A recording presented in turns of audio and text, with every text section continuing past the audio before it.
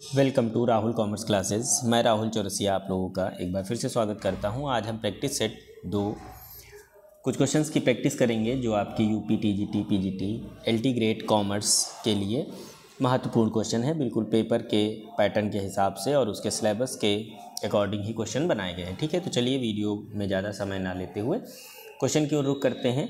तो आप लोग तब तक चैनल को सब्सक्राइब कर दीजिए, वीडियो को ज़्यादा से ज़्यादा शेयर कर दीजिए। तो चलिए पहला क्वेश्चन हम देखते हैं। आज का पहला क्वेश्चन और क्वेश्चन नंबर 21, क्योंकि ये प्रैक्टिस सेट 2 है। ठीक है, यदि औसत लागत गिर रही है तो क्या होगा? यदि औसत लागत गिर रही है तो आपकी जो सीमांत लागत है वो घटेगी, क्योंकि एवरेज कॉस्ट जैसे जैसे कम होती जाएगी वैसे वैसे मार्जिनल कॉस्ट भी कम होती जाएगी। ठीक है, if average cost is falling then the marginal cost will be decrease. Okay, चलिए क्वेश्चन नंबर 22 पे आते हैं। आज का क्वेश्चन नंबर 2,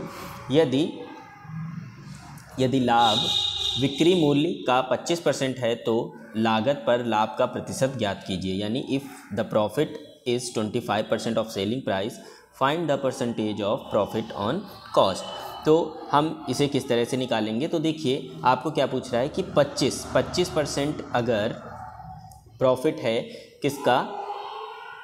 विक्रय मूल्य का, तो आपको लागत का निकालना है। तो हम सबसे पहले ये देख लेंगे कि मान लीजिए विक्रय हमने 100 ले लिया, तो आपका लागत क्या हो जाएगा? -25, यानी आपकी जो कॉस्ट होगी वो 75 हो जाएगी। तो इसे हम किस तरह से निकालेंगे? हम इसे निकालेंगे 25 ×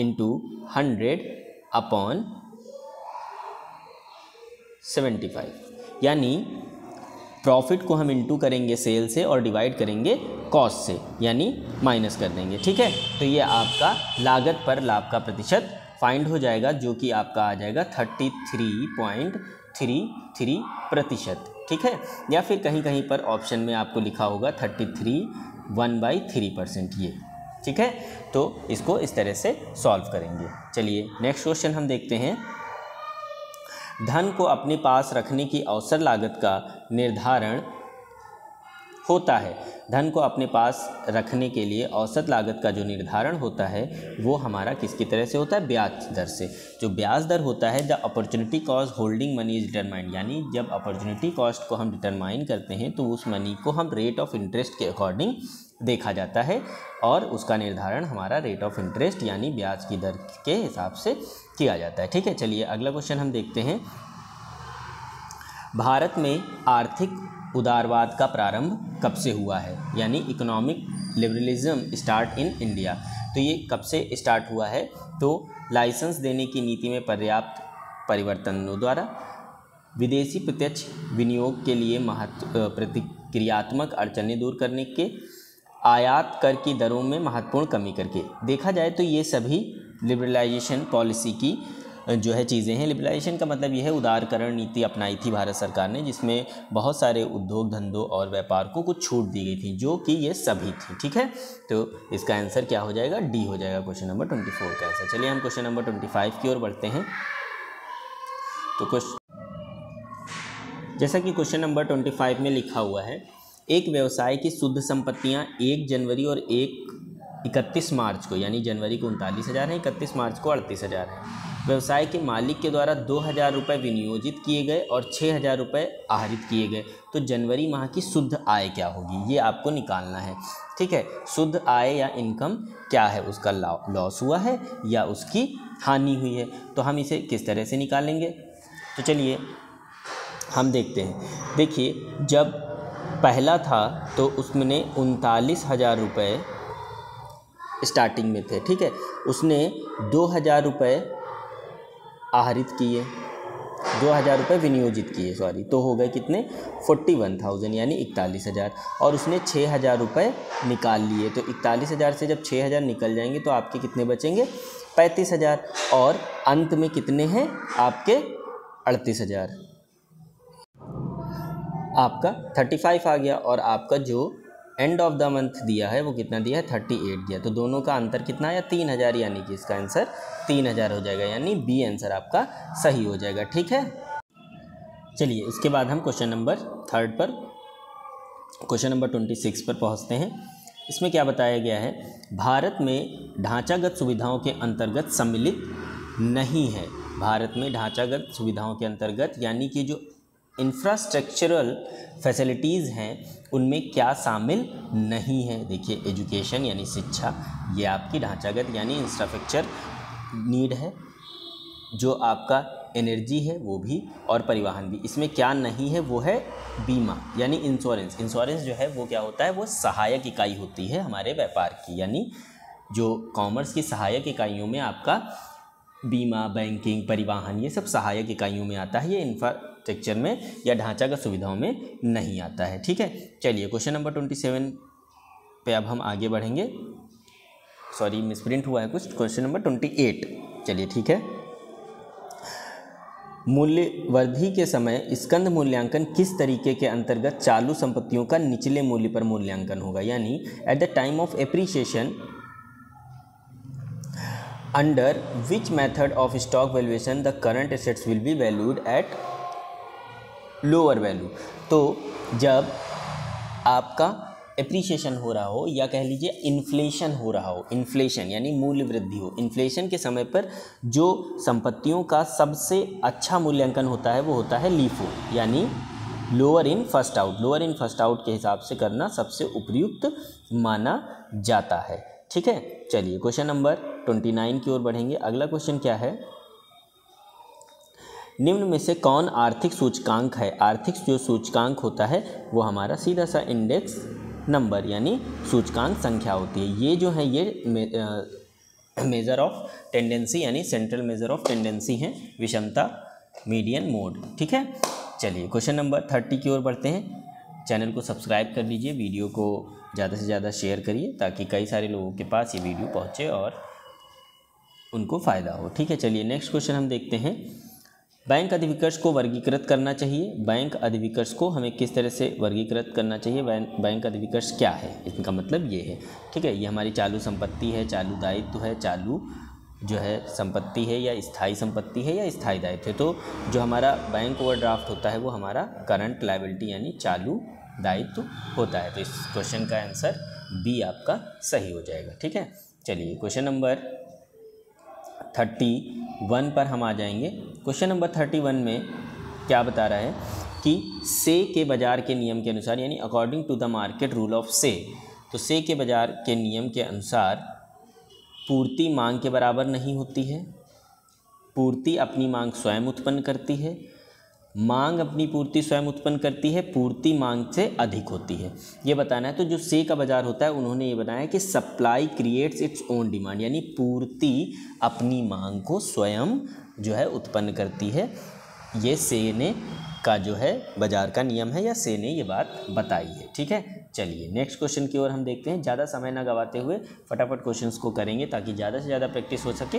बाकी अगर आपको कोई डाउट या कोई प्रॉब्लम हो तो आप कमेंट करके मुझे बता सकते हैं। ठीक है, चैनल को सब्सक्राइब कर लीजिए और वीडियो को ज़्यादा से ज़्यादा शेयर करिए आपका प्रैक्टिस के लिए। ठीक है, रेगुलर वीडियो पाने के लिए। चलिए नेक्स्ट क्वेश्चन हम देखते हैं। कर निर्धारण वर्ष के ठीक पहले 31 मार्च को समाप्त होने वाले वर्ष को क्या कहते हैं। जब कर निर्धारण होता है 31 मार्च को या उससे पहले जो समाप्त हुआ है वर्ष, उसके पहले वाले वर्ष को हम क्या कहते हैं, गत वर्ष कहते हैं यानी लास्ट ईयर, प्रीवियस ईयर। ठीक है, जो वर्ष समाप्त हुआ है कर निर्धारण का उसके पिछले वर्ष को हम गत वर्ष या लास्ट ईयर कहते हैं। ठीक है, चलिए क्वेश्चन नंबर 33 पर आ जाएंगे। अल्प पूंजीकरण का निवारण किया जाता है कैसे। अल्प पूंजीकरण का निवारण कैसे कर सकते हैं, पूर्वाधिकार अंशों का शोधन करके, जी नहीं, बिल्कुल नहीं। ऋण पत्रों का शोधन करके, ये भी नहीं। ऋण पत्रों का ब्याज का भुगतान करके, ये भी नहीं, जी नहीं। इसमें हम करेंगे बोनस अंशों का निर्गमन करके। जब हम बोनस अंशों का निर्गमन करते हैं तो इससे क्या होता है, अल्प पूंजीकरण का निवारण हो जाता है। अगर हमारे पास कैपिटल की कमी है तो वो होती है अल्प पूंजी। अब अल्प पूंजीकरण को अगर पूरा करना है तो अगर आप पूर्वाधिकार अंशों का शोधन करेंगे तो उसके लिए तो हमें पूंजी देनी पड़ेगी, तो हमें और ज़्यादा पूंजी की कमी हो जाएगी। लेकिन बोनस अंशों का निर्गमन करने में क्या होता है, हमारी पूंजी हमारे पास से जाती नहीं है और बोनस अंशों का निर्गमन भी हो जाता है। तो इससे क्या होता है कि हमारी जो अल्प पूंजीकरण है या अंडर कैपिटलाइजेशन है वो जो है रिमेट किया जा सकता है या निवारण किया जा सकता है। चलिए क्वेश्चन नंबर 34 पर हम आएंगे। अब बताइए कौन सा समीकरण सही है, निम्नलिखित में कौन सा समीकरण सही है। तो अकाउंटिंग इक्वेशन में आपने देखा होगा, अकाउंटिंग इक्वेशन में क्या होता है, सही इक्वेशन कौन सी होती है। तो कॉस्ट ऑफ गुड सोल्ड की जो सही इक्वेशन होती है वो होती है परचेज, ठीक है, परचेज होती है प्लस ओपनिंग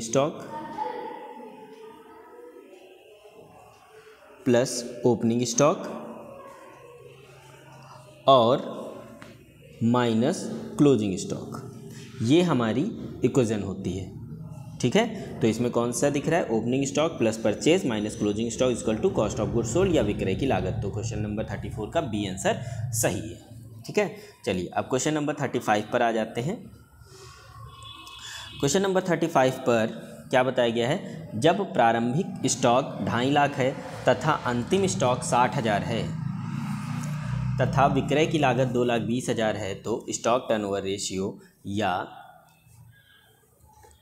जो है स्कंद आवृत्ति अनुपात क्या होगा। तो इसके लिए हम क्या करते हैं, stock turnover ratio is equal to आपका होता है cost of good sold upon average stock. तो देखिए हम लोग क्या करेंगे, पहले हम एवरेज स्टॉक निकाल लेंगे। तो एवरेज स्टॉक हमारा क्या है, एवरेज स्टॉक आपका जो प्रारंभिक स्टॉक है, यहाँ पर कुछ मुझे लग रहा है कुछ गलत हुआ है, ये 2 नहीं, यहाँ पर 50,000 होगा। तो जो हमारा एवरेज स्टॉक होगा वो क्या हो जाएगा, 50,000 प्लस 60,000, आप लोग समझ जाएंगे। तो इसको ऐसे कर लेते हैं, इसको थोड़ा सा, हाँ 50 प्लस 60 ऐसे कर लेते हैं, शॉर्ट में आप समझ जाएंगे। तो ये आ जाएगा आपका 55, यानी 55,000 हमारा क्या है, स्टॉक एवरेज टर्नओवर है, ठीक है, एवरेज है, एवरेज स्टॉक है। उसके बाद हमारा कॉस्ट ऑफ गुड सोल्ड, तो इस फॉर्मूले में हम अगर रखेंगे तो कॉस्ट ऑफ गुड सोल्ड है हमारी 2,20,000, ठीक है, और 55,000 से इसको हम क्या करेंगे, डिवाइड कर देंगे। तो ये आपका आ जाएगा कितनी बार, 4 टाइम्स, यानी कि इस क्वेश्चन का सही आंसर हो जाएगा 4 टाइम्स, ठीक है। चलिए नेक्स्ट क्वेश्चन हम देखते हैं, क्वेश्चन नंबर 36। क्वेश्चन नंबर 36 में क्या बता रहा है, पूरे वर्ष का शुद्ध विक्रय 2.5 लाख है, देनदार 50,000 के हैं, तो उधार बिक्री का औसत क्या होगा, यानी net sale of the whole year 250 and the debtors of 50,000, then the daily average credit sale will be. तो आपको डेली एवरेज क्रेडिट सेल या डेज निकालने हैं। तो इसके लिए आपका क्या करते हैं, इसके लिए हम लिखते हैं आपका जो debtor plus bill रिसीवल upon net cell ये होती है आपकी average collection period. Average collection period निकालने के लिए आपको ये फॉर्मूला लगाना होता है। तो अगर आपके डेप्टर्स जो हैं 50,000 हैं, और हाँ इसमें इंटू भी करते हैं 365 का, यानी 365 ईयर दिन होते हैं ना। तो आपका डेप्टर्स हैं 50,000 और कॉस्ट ऑफ गुड सोल्ड या कह लीजिए नेट सेल है आपकी 2.5 लाख, और इसको हम 365 से कैलकुलेट जब आप करेंगे ज़ीरो कट करके, तो आपका आ जाएगा ये अप्रॉक्स 72 डेज़ इसका आंसर हो जाएगा सही, ठीक है। तो इस क्वेश्चन का आंसर आपका 72 सही हो जाएगा, ठीक है। चलिए नेक्स्ट क्वेश्चन हम देखते हैं, क्वेश्चन नंबर 37। आय के अंतर्गत निम्नलिखित प्राप्तियों को सम्मिलित किया जाता है। एक बार इसको मैं थोड़ा जो है जूम कर देता हूँ ताकि आपको स्पष्ट दिखे।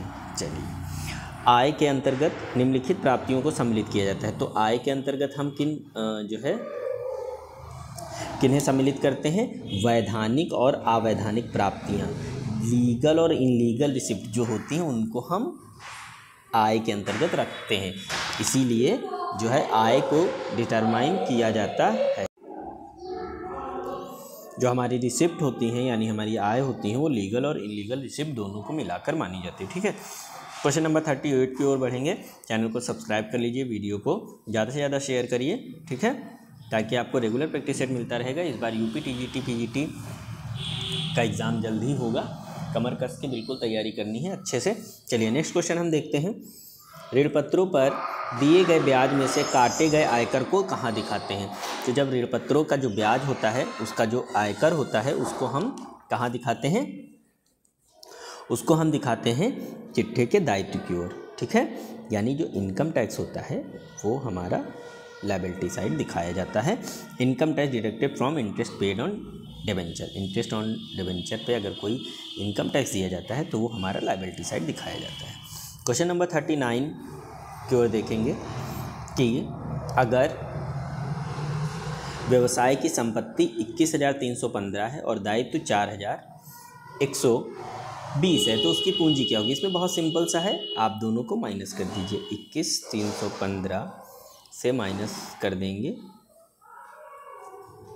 तो आपका क्या बच जाएगा,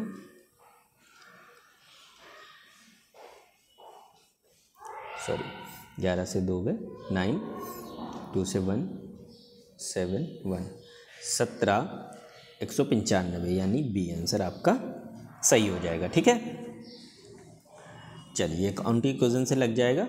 लास्ट क्वेश्चन है आज की वीडियो का अंतिम क्वेश्चन है, क्वेश्चन नंबर 40। अंतिम रहतिया 53,400 है, विक्रय की लागत 75,000 है, सकल लाभ 5,000 है, क्रय 82,000 है। तो प्रारंभिक रहतिये का आपको मूल्य ज्ञात करना है। तो जैसा कि आपको पता है कॉस्ट ऑफ गुड्स सोल्ड का जो फॉर्मूला हमने बताया था वो क्या था, opening stock plus purchase plus closing stock, ये होता है फॉर्मूला। ठीक है, तो हम क्या करेंगे, सबसे पहले ओपनिंग स्टॉक के लिए हमें क्या करना पड़ेगा, कॉस्ट ऑफ गुड्स सोल्ड से पहले परचेज को माइनस करना होगा, यानी 75,000 है आपकी cost of goods sold minus आपका परचेज है 82,000 और हम प्लस करेंगे क्लोजिंग स्टॉक को 53,400। ये जब हम कैलकुलेट करेंगे तो आपका 46,400 आ जाएगा।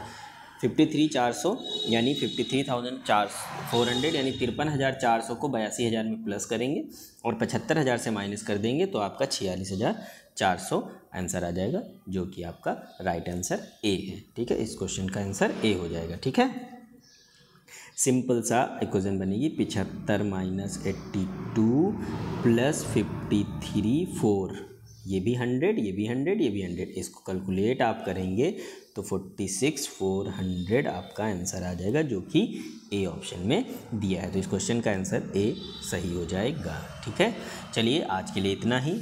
ऐसे ही प्रैक्टिस सेट रेगुलर आपको मिलते रहेंगे जब तक परीक्षा आएगी, पूरे सिलेबस को कवर किया जाएगा। आप चैनल को ज़्यादा से ज़्यादा सब्सक्राइब करिए और वीडियो को ज़्यादा से ज़्यादा शेयर करिए, अपना प्यार बनाए रखिए और चैनल पर सपोर्ट दिखाइए। Have a nice day, good bye.